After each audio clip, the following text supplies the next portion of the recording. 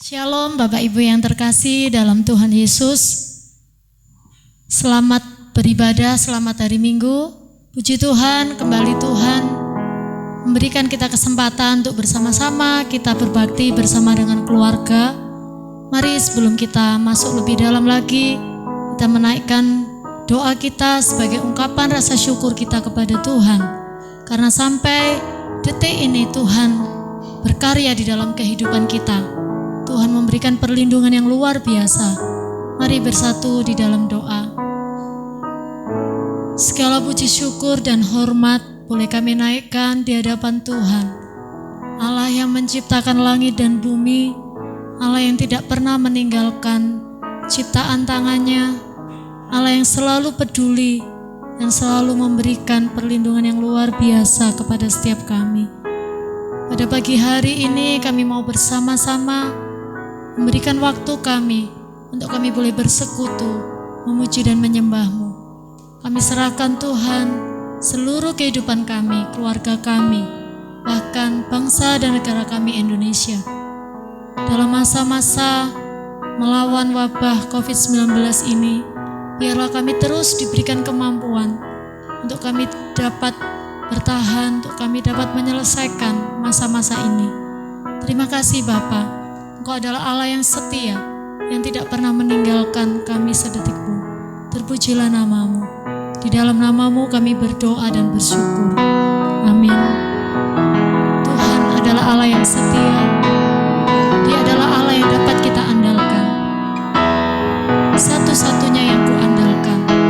Melalui pujian ini, mari kita bersama-sama mengatakan bahwa tidak ada yang dapat kita andalkan di dunia ini. Apapun itu selain daripada Dia, Tuhan yang memberi kehidupan kepada setiap kita. Haleluya.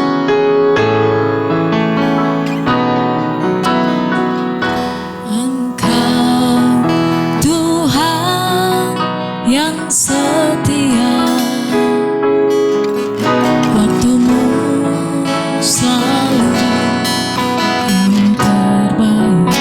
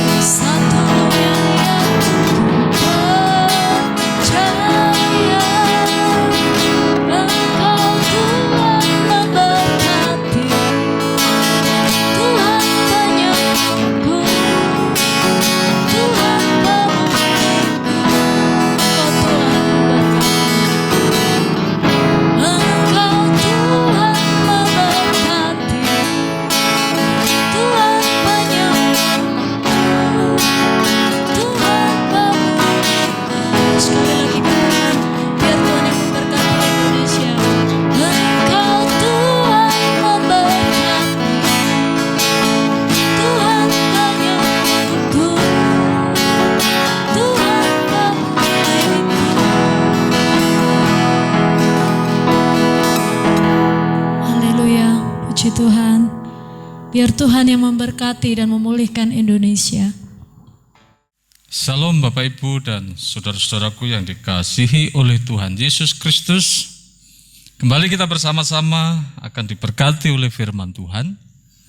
Oleh karenanya mari kita siapkan hati kita tundukkan kepala, kita berdoa. Kami kembali datang ke hadirat Tuhan. Kami terus menaikkan segala pujian dan syukur kami bahwasanya Tuhan baik, dulu, sekarang, bahkan sampai selama-lamanya. Saatnya bersama-sama kami hendak membaca, mendengar serta merenungkan firman Tuhan. Biarlah kebenaran firman Tuhan yang kekal itu sungguh-sungguh dapat kami tangkap dan dapat kami mengerti. Biarlah Roh Kudus berkarya atas setiap kami dan memampukan setiap kami untuk sungguh-sungguh dapat memahami apa yang menjadi kehendak Tuhan dalam kehidupan kami pada saat ini. Persiapkan kami masing-masing. Persiapkan kami masing-masing di tempat tinggal kami masing-masing ketika kami mendengar dan merenungkan firman-Mu saat ini. Terima kasih Bapa. Di dalam nama Tuhan Yesus Kristus kami berdoa. Amin. Salam Bapak Ibu dan saudara-saudara yang dikasihi Tuhan Yesus Kristus. Pada kesempatan ini kita akan membaca firman Tuhan dari kitab Kisah Para Rasul pasal 1 ayat 12 hingga ayat yang ke-14. Demikian firman Tuhan. Rasul-rasul menanti-nanti. Maka kembalilah rasul-rasul itu ke Yerusalem dari bukit yang disebut Bukit Zaitun, yang hanya seperjalanan Sabat jauhnya dari Yerusalem. Setelah mereka tiba di kota, naiklah mereka ke ruang atas, tempat mereka menumpang. Mereka itu ialah Petrus dan Yakobus, Petrus dan Yohanes, Yakobus dan Andreas, Filipus dan Thomas, Bartolomeus dan Matius, Yakobus bin Alfeus, dan Simon orang Selot, dan Yudas bin Yakobus. Mereka semua bertekun dengan sehati dalam doa bersama-sama dengan beberapa perempuan serta Maria, ibu Yesus, dan dengan saudara-saudara Yesus. Amin. Berbahagialah Bapak Ibu yang dikasihi oleh Tuhan Yesus Kristus. Bagi setiap kita yang suka membaca firman Tuhan, merenungkan firman Tuhan, terlebih-lebih yang melakukan kebenaran firman Tuhan dalam hidupnya. Saudara yang dikasihi oleh Tuhan Yesus Kristus, pada tanggal 21 bulan Mei tahun 2020, bersama-sama kita telah merayakan hari kenaikan Tuhan Yesus ke surga. Hari di mana dirayakan oleh umat seluruh dunia bahwa Yesus yang telah disalibkan itu, Yesus yang telah diturunkan kemudian dikuburkan, tetapi pada hari yang ketiga telah bangkit dari antara orang mati, dan selama 40 hari menampakkan diri kepada murid-murid.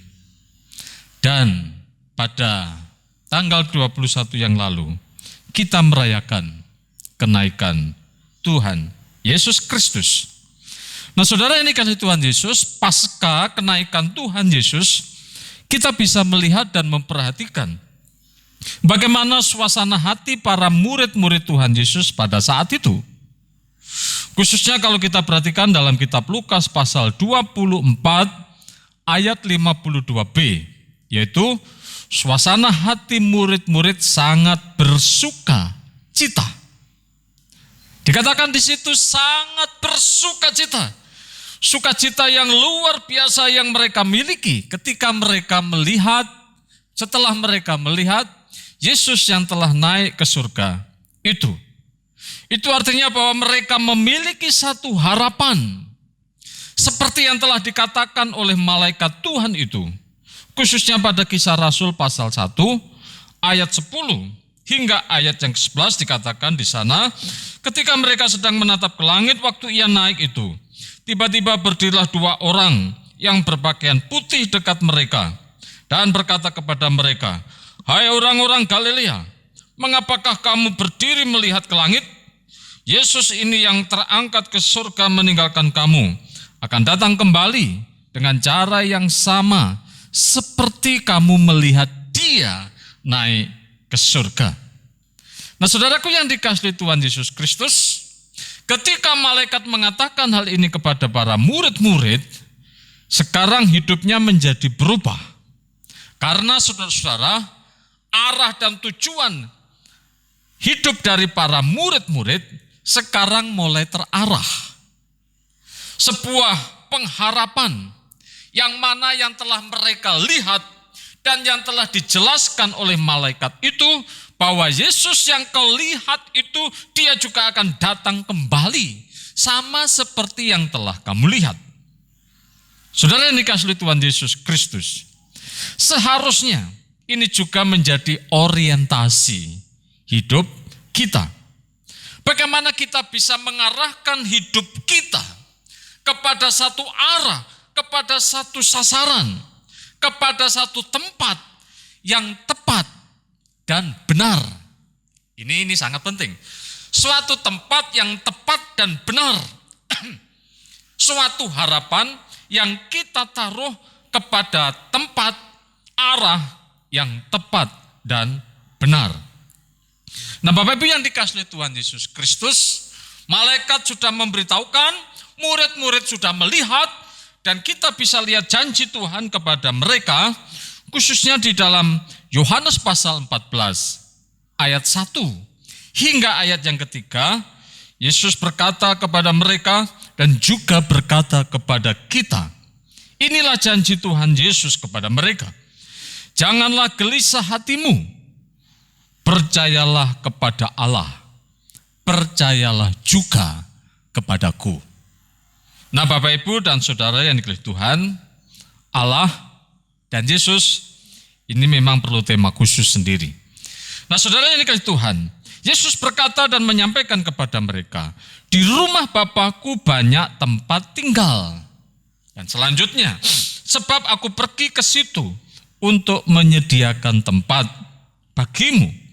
Dan apabila aku telah pergi ke situ dan telah menyediakan tempat bagimu, aku akan datang kembali dan membawa kamu ke tempatku, supaya di mana aku berada, kamu pun berada. Saudara yang dikasihi Tuhan, kita mau berada. Kita mau berada pada satu posisi di mana Yesus berada. Yang jelas Bapak Ibu yang dikasihi Tuhan, ketika Yesus naik, dilihat, dipandang terus, sampai awan menutup dia dan murid-murid tidak bisa melihat lagi. Mereka begitu tertegun dengan peristiwa itu, maka malaikat perlu turun untuk mengingatkan mereka. Dan mereka pun menjelaskan bahwa Yesus yang naik ini, dia akan datang kembali sama seperti yang telah kamu lihat. Jadi sekarang Yesus di mana? Yesus berada di mana? Yang jelas, dia bersama dengan Bapa di surga. Nah, karena penjelasan yang jelas dan terang dan gamblang itu yang membuat kita, sama seperti para murid-murid saat itu, mereka sangat bersuka cita. Nah, karena harapan kita ini pasti dan jelas, Yesus berada di mana? Jelas. Di rumah Bapakku banyak tempat tinggal, jelas. Ini yang seharusnya menjadi dasar bagi setiap kita orang percaya untuk terus berharap kepada Tuhan. Nah, Bapak Ibu dan Saudaraku yang dikasihi Tuhan, pasca kenaikan Tuhan Yesus ke surga ini, kita akan bisa memperhatikan dari nats yang kita baca, Kisah Para Rasul pasal 1 ayat 12 sampai ayat yang ke-14, kita lihat 2 aktivitas. 2 kegiatan para murid-murid pasca kenaikan Tuhan Yesus ke surga. Yang pertama, saudara-saudara, pada ayat yang ke-12 kita bisa perhatikan bahwa rasul-rasul itu kembali ke Yerusalem. Firman Tuhan berkata, maka kembalilah rasul-rasul itu ke Yerusalem dari bukit yang disebut Bukit Zaitun. Nah, sebuah pertanyaan yang kita ajukan, saudara-saudara, mengapa mereka kembali ke Yerusalem? Bukankah mereka ini orang-orang Galilea? Bahkan malaikat sendiri menyebut mereka, hai orang-orang Galilea. Kenapa mereka tidak kembali ke Galilea? Tapi justru mereka kembali ke Yerusalem. Bapak, Ibu, dan saudara-saudara yang terkasih dalam Tuhan Yesus, kalau kita melihat sebuah jawaban, sebuah janji Tuhan kepada mereka, ketika Yesus menampakkan diri kepada mereka, yang dicatat di dalam kitab Kisah Para Rasul, pasal 1 ayat 4 sampai ayat yang kelima. Pada suatu hari, ketika ia makan bersama-sama dengan mereka, ia melarang mereka meninggalkan Yerusalem dan menyuruh mereka tinggal di situ, menantikan janji Bapa. Yang demikian katanya, telah kamu dengar daripadaku, sebab Yohanes membaptis dengan air, tetapi tidak lama lagi kamu akan dibaptis dengan Roh Kudus. Saudara-saudara, ini janji Tuhan kepada mereka saat mereka bersama-sama dengan Tuhan Yesus dengan tubuh kebangkitan. Nah, saudaraku yang dikasihi Tuhan Yesus Kristus, mereka ingat akan janji itu dan mereka mentaati janji itu. Makanya mereka kembali ke Yerusalem dan tidak pulang ke Galilea. Bapak, Ibu, dan saudara-saudara yang saya kasihi di dalam Tuhan Yesus Kristus, tentunya bagi kita orang-orang yang percaya, orang-orang yang suka membaca firman Tuhan, kitab suci yang kita baca, tentunya di situ kita menemukan banyak janji Tuhan yang kita jumpai atau yang kita miliki sampai hari ini. Begitu banyaknya janji Tuhan yang Dia nyatakan kepada kita melalui firman-Nya. Tetapi saudara-saudara, seberapa jauh kita memahami janji-janji itu yang sudah Tuhan katakan kepada kita? Dan bagaimana sikap kita terhadap janji-janji itu? Kita percaya Bapak Ibu yang Tuhan, bahwa janji Tuhan itu adalah iya dan amin. Dialah sumber kebenaran. Dialah sumber kekudusan. Di dalam Dia tidak ada dosa. Apa yang Dia katakan, apa yang Dia sampaikan adalah iya dan amin. Nah, oleh karenanya begitu banyak janji yang kita miliki hari ini. Begitu banyak janji yang Tuhan nyatakan kepada kita. Apakah dengan janji-janji itu kita mau mentaatinya? Ini adalah sebuah pilihan dalam kehidupan kita. Nah, saudaraku yang dikasihi Tuhan Yesus Kristus, akhirnya mereka kembali dari Bukit Zaitun ke Yerusalem. Dan Alkitab mencatat di sini jarak antara Bukit Zaitun dan Yerusalem. Dikatakan di situ adalah seperjalanan Sabat. Nah, jaraknya kira-kira kurang lebih, saudara-saudara, 1.828 meter. Atau jika dijadikan kilometer itu 1,8 kilometer. Nah, Bapak, Ibu, dan saudaraku yang dikasihi Tuhan, tapi meskipun agak jauh jarak itu, tetapi karena ada sukacita yang luar biasa, tidak menjadikan mereka berhenti, dan mereka terus bergerak, mereka terus berjalan untuk menikmati janji Tuhan kepada mereka. Itu yang pertama, Bapak Ibu. Yang terakhir, yang kedua, apa yang dilakukan oleh para murid-murid pasca kenaikan Tuhan Yesus. Ingat, mereka hidup dalam satu persekutuan. Mereka hidup dalam doa bersama-sama. Nah, kita lihat aktivitas para murid-murid di Yerusalem, khususnya pada ayat 13 sampai ayat yang ke-14. Setelah mereka tiba di kota, naiklah mereka di ruang atas, tempat mereka menumpang. Jadi mereka orang-orang Galilea, tapi mereka berada di Yerusalem, dan di Yerusalem mereka hanya menumpang. Kita bisa lihat siapa-siapa saja mereka. Lukas mencatat dengan runtut. Seharusnya muridnya Tuhan Yesus itu ada 12. Tetapi yang tercatat di sini hanya ada 11.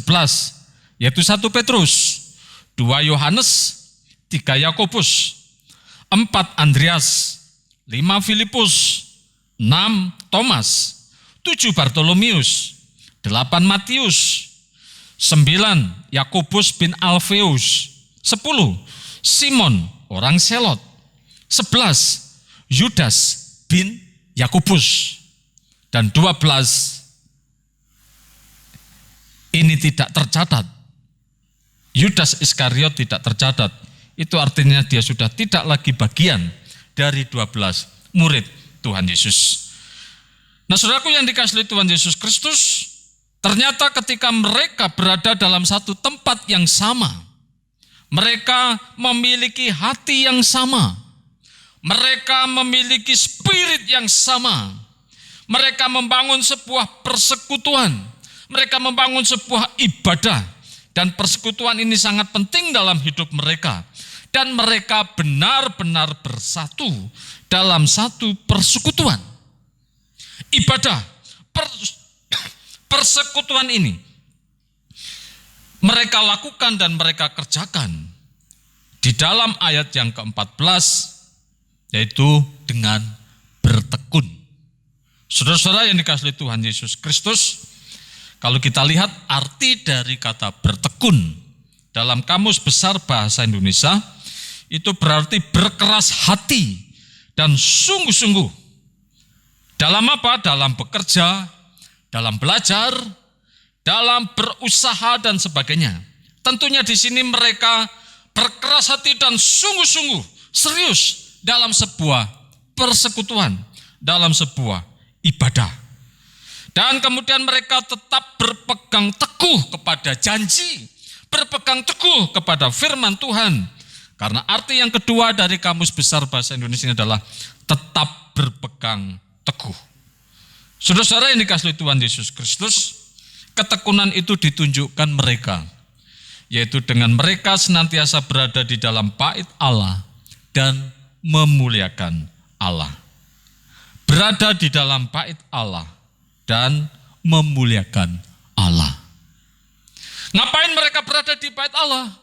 Tentu mereka beribadah, memuji Tuhan, membaca firman Tuhan, berdoa dalam satu pujian dan penyembahan, dan nama Tuhan terus mereka muliakan. Nah, saudaraku yang dikasihi Tuhan, mereka melakukannya, mereka mengerjakannya dengan tidak jemu-jemu, dengan tidak bosan-bosannya. Sesuatu yang sifatnya rutin, memang itu biasanya menjemukan. Tetapi bagi mereka, meskipun pertemuan-pertemuan itu bersifat rutin, tetapi itu tidak membuat mereka jemu. Saudara-saudara yang dikasihi Tuhan Yesus Kristus, banyak hal yang bisa kita lakukan, banyak hal yang bisa kita kerjakan setiap harinya, meskipun itu sering tercatat sebagai sesuatu yang sifatnya rutin atau bersifat rutinitas saja. Seperti kita berdoa, itu kita lakukan setiap hari. Seperti kita membaca Alkitab, itu kita lakukan setiap hari. Bahkan ketika ada mezbah keluarga, itu juga kita lakukan, kita kerjakan setiap hari. Mungkin juga ada kegiatan-kegiatan gereja yang lain yang sifatnya rutin dan biasa kita kerjakan. Tetapi pertanyaannya Bapak Ibu yang dikasihi Tuhan, apakah semuanya itu kita mengerjakannya dengan sukacita atau terpaksa? Nah, ini tantangan untuk kita saat ini. Apakah dalam ibadah ini kita terpaksa? Apakah dalam sebuah pelayanan yang kita kerjakan itu terpaksa? Kalau itu terjadi, harus segera diselesaikan. Supaya apa yang kita lakukan, apa yang kita kerjakan, itu kita lakukan dengan penuh sukacita. Selain mereka bertekun, mereka juga sehati. Bersatu hati, ini kata sehati, itu bisa bersatu hati, seia sekata, bulat kata, atau bulat pikiran, satu pikiran. Sebagaimana yang tertulis dalam kitab Filipi, pasal 2, ayat yang kedua. Karena itu sempurnakanlah sukacitaku dengan ini. Hendaklah kamu sehati sepikir, dalam satu kasih, satu jiwa, dan satu tujuan. Saudara-saudaraku yang dikasihi Tuhan Yesus Kristus, kata sehati ini diperlukan di mana saja, terutama pada saat kita beribadah bersama dengan keluarga kita masing-masing, di rumah kita masing-masing. Disitulah dibutuhkan yang namanya kesehatian, sehati dalam ibadah. Kemudian juga kesehatian ini juga diperlukan dalam kehidupan suami istri. Sehati juga diperlukan dalam kehidupan keluarga. Sehati juga diperlukan dalam masyarakat. Sehati juga diperlukan dalam level yang lebih tinggi lagi, yaitu negara. Kesehatian juga sangat diperlukan di dalam gereja. Bapak, Ibu, dan saudara-saudaraku yang dikasihi Tuhan, mereka semua melakukan doa bersama itu. Dilakukannya dengan bertekun, dengan sehati dalam doa bersama-sama.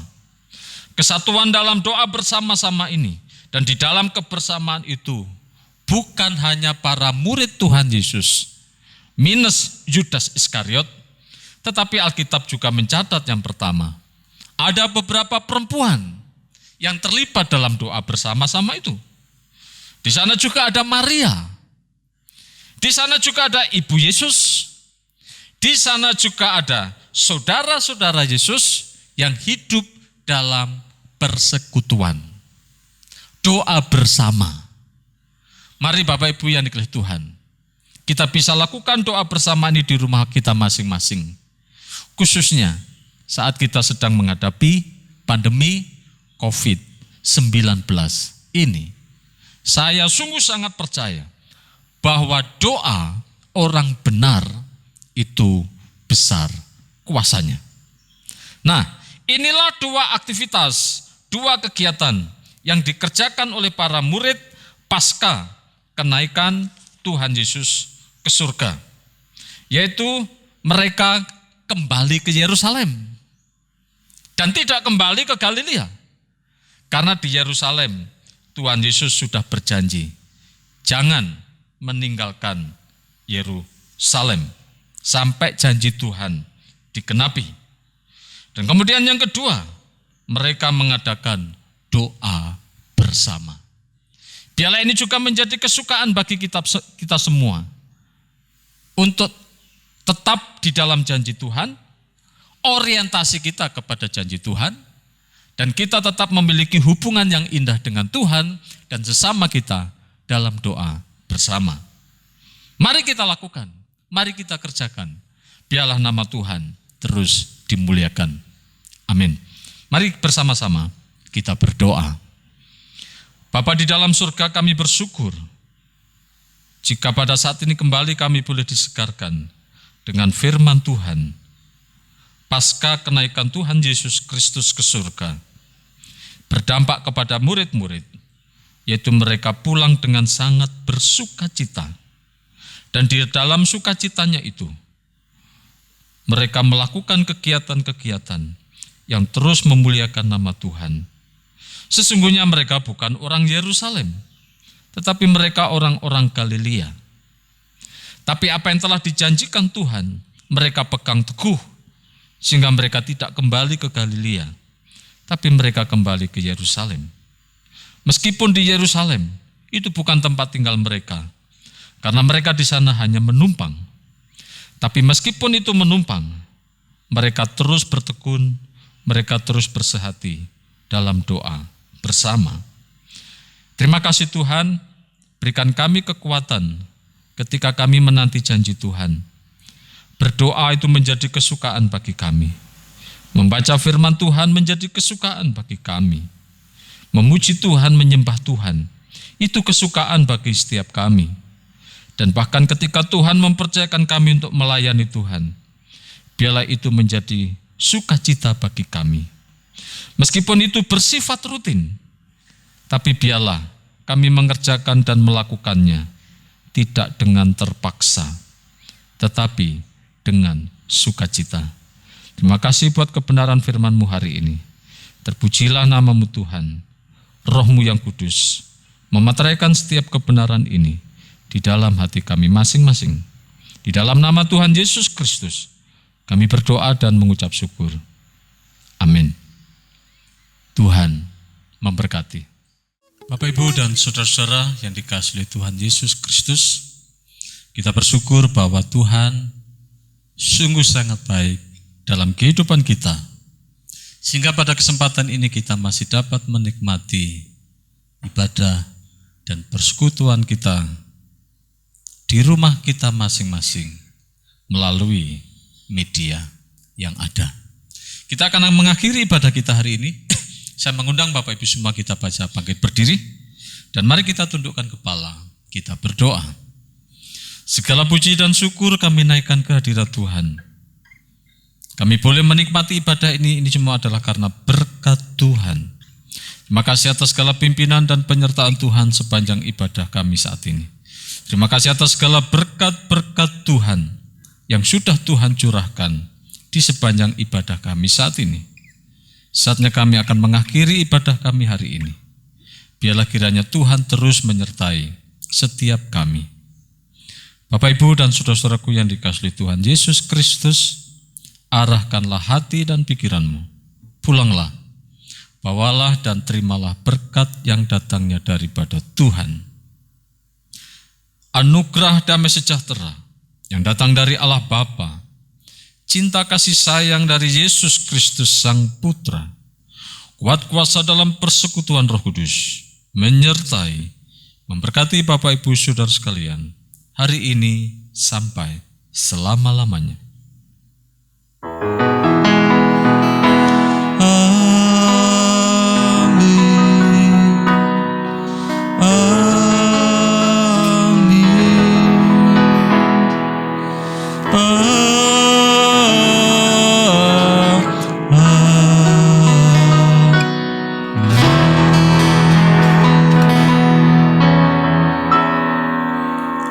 Silahkan duduk. Mari kita ambil saat teduh sejenak.